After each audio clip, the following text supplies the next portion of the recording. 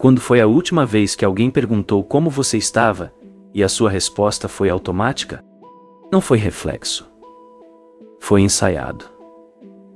Foi algo que saiu da sua boca antes de chegar ao seu peito. Estou bem.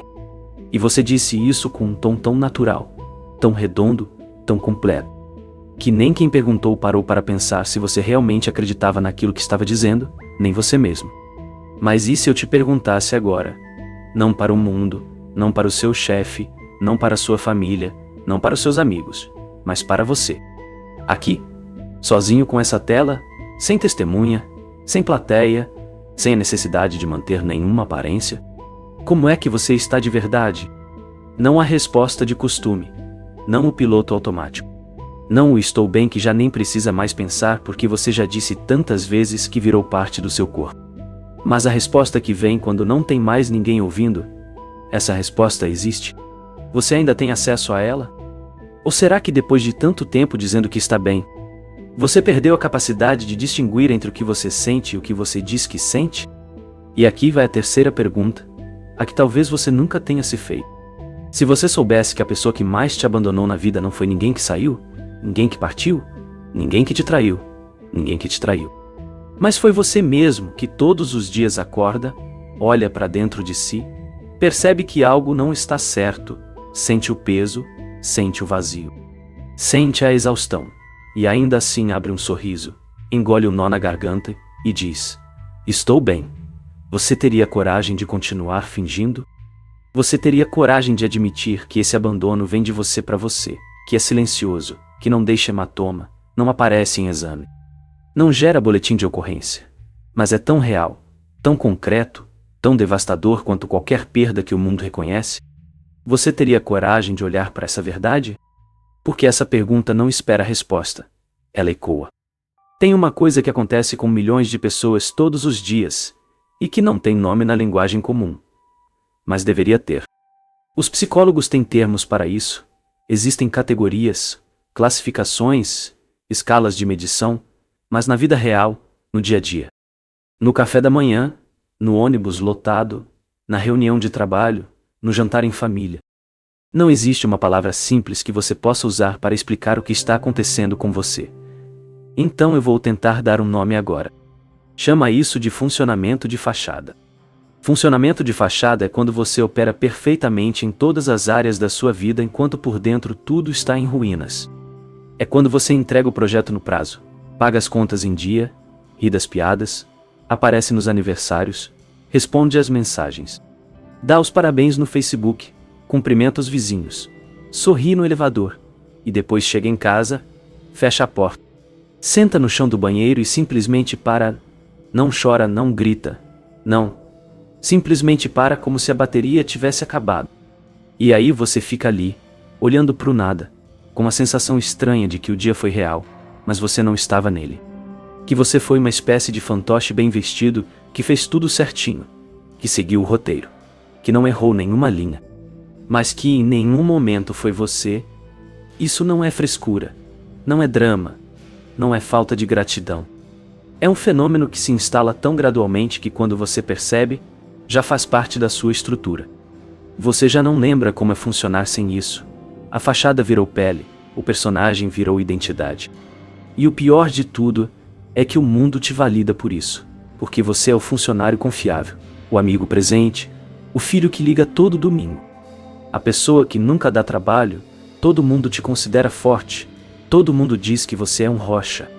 E ninguém percebe que essa rocha está rachada por dentro, e que qualquer toque mais forte pode parti-la ao meio. Houve um experimento. Não vou dizer onde, não vou dizer quando, não vou dizer quem conduziu, porque o que importa não é a fonte, é o que ele revelou.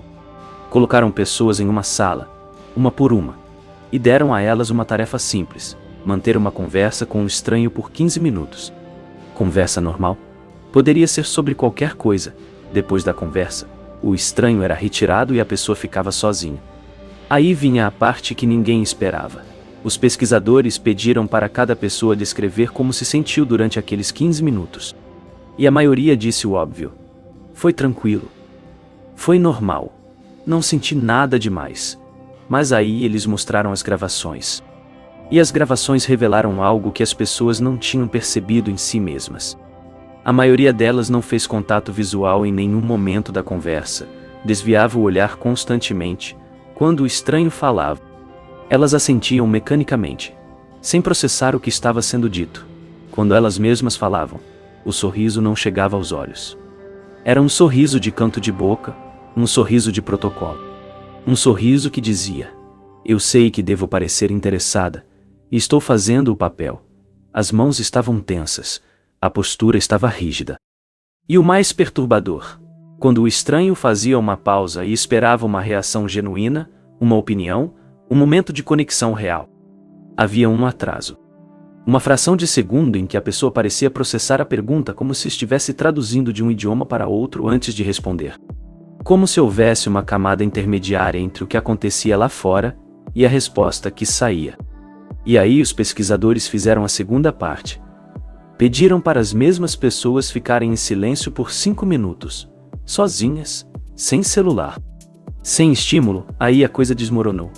Em menos de 2 minutos, a maioria começou a se mexer inquieta, alguns suspiraram sem perceber. Outros coçaram os braços repetidamente, como se estivessem tentando aliviar uma coceira que não existia. Outros olharam para a porta. Não com vontade de sair, com vontade de ter alguém para quem performar o estou bem. Porque ali, sem plateia, sem público, sem a necessidade de manter o personagem, o vazio apareceu, não como drama, não como crise, como presença. Como algo que já estava lá o tempo todo, mas que só podia existir no silêncio, só podia respirar quando ninguém estava olhando. Esse experimento não foi sobre timidez, não foi sobre introvertidos versus extrovertidos, foi sobre algo muito mais profundo. A distância entre quem você é quando alguém está te olhando, e quem você é quando ninguém está.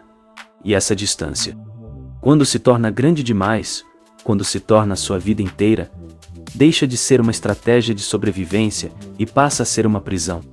Para entender como isso funciona, você precisa entender que o ser humano não foi projetado para viver em modo de performance constante. Seu cérebro tem um sistema de monitoramento que funciona como um radar. Ele está o tempo todo varrendo o ambiente, verificando ameaças, verificando conexões, verificando se você está seguro.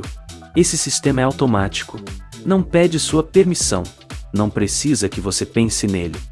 Ele simplesmente opera. Quando você é criança, esse radar é muito sensível. Qualquer mudança no tom de voz da sua mãe, qualquer silêncio estranho, qualquer olhar atravessado já aciona um alerta, e a partir dessas leituras, você começa a construir algo. A ideia de que precisa controlar o que os outros sentem em relação a você, porque para uma criança, o afeto dos adultos é questão de sobrevivência.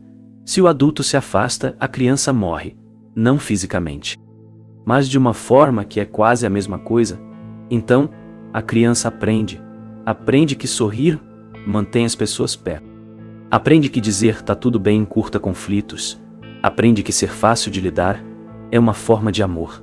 E com o tempo, isso se cristaliza. Vira padrão, vira identidade. Você cresce e já não percebe mais que está fazendo. Está ali, no trabalho, com um nó no estômago.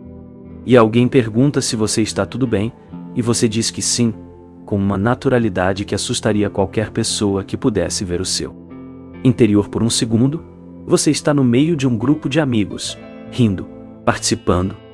E por dentro está num deserto tão silencioso que dava para ouvir o eco dos seus próprios pensamentos. Mas você não para. Porque parar significaria sentir, e sentir significaria que a verdade que você está escondendo dos outros é real. E se é real, o que você faz agora? O que você faz com uma verdade dessas? O mecanismo funciona como uma camada de tinta sobre uma parede que está mofando por dentro. Você pinta de branco. Fica bonito. Fica apresentável. Mas o mofo não morre. Ele apenas aprende a crescer para dentro. E com o tempo, o que era uma mancha vira uma estrutura ocupada. O mofo vira sustento, não no sentido físico, mas no sentido psicológico. Porque quando você convive tanto tempo com a fachada passa a ser o único lugar onde você se sente seguro. O problema é que seguro não é a mesma coisa que vivo. Existe uma analogia que talvez ajude. Imagine que você é um aquário, por fora. As pessoas veem o vidro limpo, os peixes nadando, as plantas ornamentais, a água cristalina, mas por dentro, a água está turva. A temperatura está errada, os peixes estão parados no fundo, boiando de barriga para cima, e você está ali, olhando para eles através do vidro, sabendo que algo está errado, mas sem conseguir limpar a água porque a mão que deveria fazer isso é a mesma mão que todo dia liga o filtro, liga a luz, liga o aquário inteiro para os outros olharem e pensarem: que bonito, quando você vive assim. O corpo começa a registrar o que a mente se recusa a processar. Dormir vira uma batalha. Não porque você não esteja cansado, você está exausto, mas porque quando a luz apaga e o silêncio toma conta, a fachanca cai. E aí vem tudo. Tudo que você engoliu durante o dia. Tudo que você engoliu durante a semana. Tudo que você engoliu durante meses, anos, talvez décadas, e o corpo responde. Ombros que sobem sem você mandar, mandíbula que trava, expiração que fica rasa, o coração que acelera sem motivo aparente, insônia, que não é insônia de preocupação, mas insônia de contenção. Você não consegue dormir porque o corpo está cansado, mas a mente está em alerta, vigiando para que você não sinta o que precisa sentir.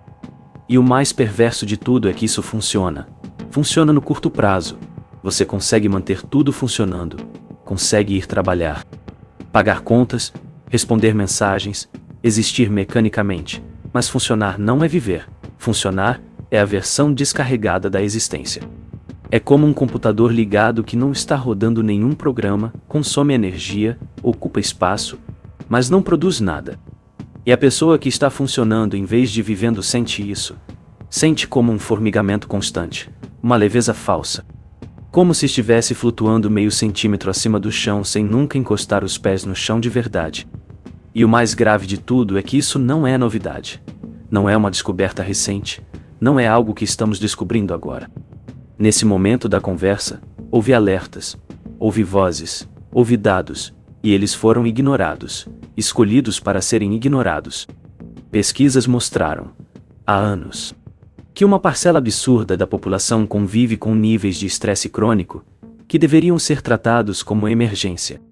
Não como problema pontual, não como fase difícil, como emergência. E os números não são pequenos. Estamos falando de maioria. Maioria silenciosa, maioria funcional, maioria que paga imposto, que vota, que consome, que produz. Mas que por dentro está desmoronando tijolo por tijolo, todos os dias, em silêncio, e o sistema ao redor não apenas ignora isso. O sistema se beneficia disso, porque uma pessoa que sabe fingir que está bem, é uma pessoa que não para. Uma pessoa que não para é uma pessoa que continua produzindo. Uma pessoa que continua produzindo é uma engrenagem que não enferruja. E engrenagens que não enferrujam não precisam de manutenção. Então ninguém te pergunta como você está de verdade. Não porque ninguém se importa, mas porque o sistema opera melhor quando ninguém pergunta. Quando você diz estou bem, todos seguem. Quando você para e diz na verdade, não estou, o mecanismo trava. E o mecanismo não quer travar. Houve quem soubesse disso e continuasse. Sabia que o ritmo era insustentável, mas manteve. Sabia que a pressão era desumana, mas cobrava mais. Sabia que as pessoas estavam adoecendo, mas os indicadores de produtividade continuavam subindo. Sabia que o sofrimento era real, mas a narrativa oficial era outra. E isso não foi acidente. Foi escolha, uma escolha coletiva, silenciosa, conveniente. É mais fácil acreditar que o funcionamento é saúde do que admitir que funcionar e estar vivo são coisas muito diferentes. Porque quando você admite isso, quando qualquer pessoa admite isso, a pergunta seguinte é inevitável. Então, o que é tudo isso? Se o que estamos fazendo não é viver, se o ritmo que mantemos não é sustentável, se a fachada que construímos não nos protege, mas sim nos sufoca, então o que estamos fazendo? E essa pergunta não tem resposta confortável. Essa pergunta não cabe num slogan. Essa pergunta não pode ser respondida com uma lista de hábitos saudáveis ou com uma frase motivacional bonita. Essa pergunta exige que você olhe para dentro e admita algo que talvez nunca tenha admitido. Você não sabe mais quem você é quando o personagem descansa. E agora, Eu quero falar do que está sendo tirado de você. Não de forma abstrata, não com metáforas bonitas, de forma concreta, real, tangível. Estão roubando o seu tempo, não o tempo que passa. Porque isso acontece com todo mundo. Estão roubando o tempo que você poderia estar usando para se sentir algo de verdade. Para chorar se precisar chorar. Para ficar com raiva se precisar ficar com raiva. Para ficar em silêncio sem que esse silêncio seja preenchido com ansiedade. Estão roubando os minutos que você passa no modo automático. Os minutos que você não lembra porque não estava presente. Os minutos que viram horas, as horas que viram anos.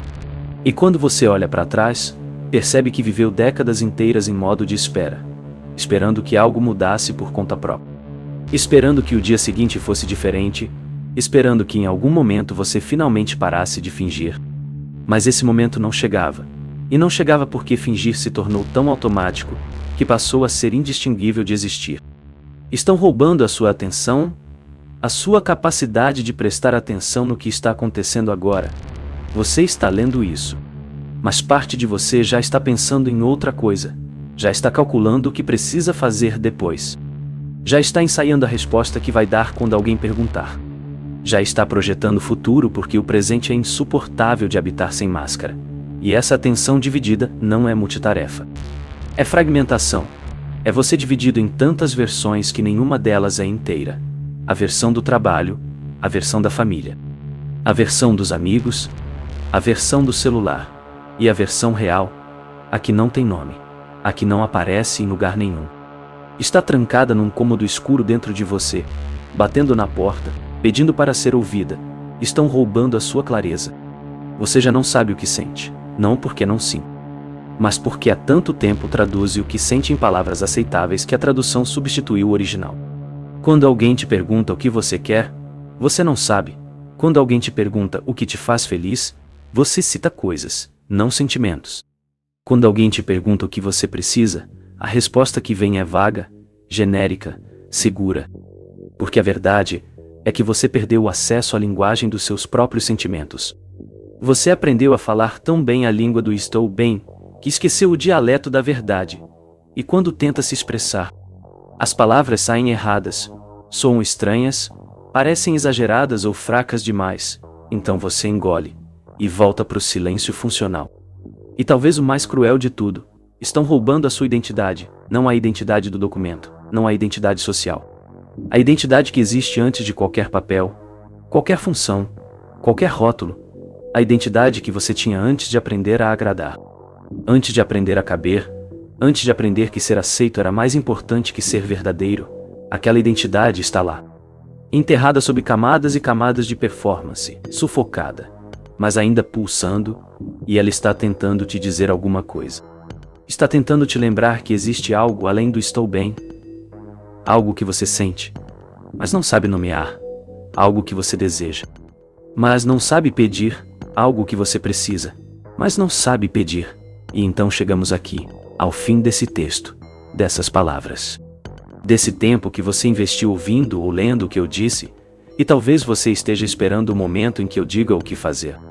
O momento em que eu abra a porta e mostre o caminho.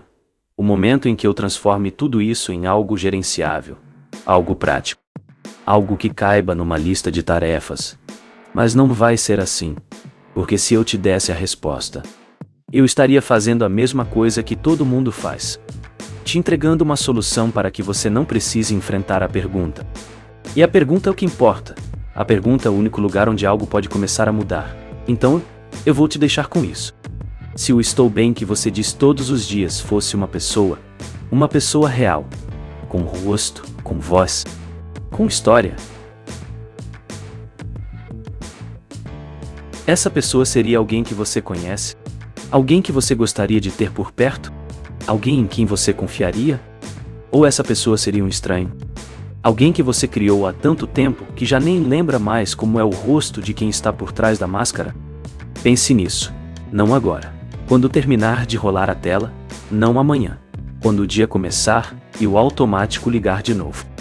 Mas no momento em que você estiver só. No momento em que não precise responder para ninguém. No momento em que a única testemunha for você mesmo. Pergunte de verdade.